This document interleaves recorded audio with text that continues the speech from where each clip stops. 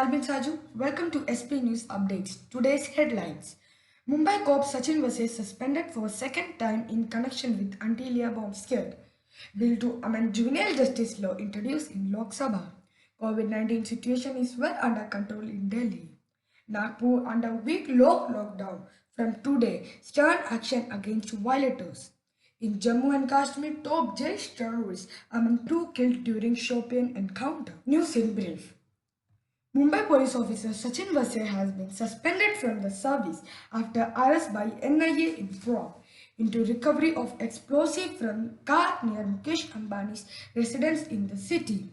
Deputy Commissioner of Police S. Chaitanya told reporters that API Sachin Vase has been placed under suspension by an order of Additional Commissioner of Police Special Branch. The National Investigation Agency arrested Vase on late Saturday night in connection with its probe into the recovery of a Scorpio containing 20 gelatin sticks near Ambani's house Antilia in South Mumbai on February 25th. A bill to amend the Juvenile Justice Act 2015, which seeks to increase the role of district magistrates and additional district magistrates, was introduced in Lok Sabha on Monday.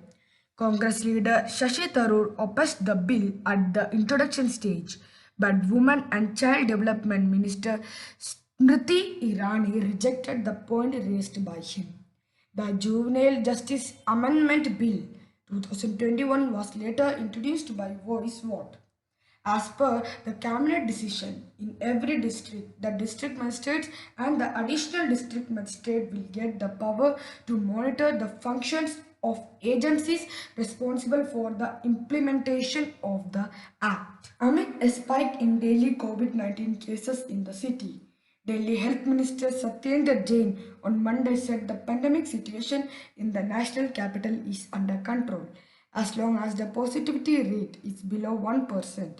407 cases were reported on Sunday and the positivity rate was 0.60%, which is much below the 1% mark.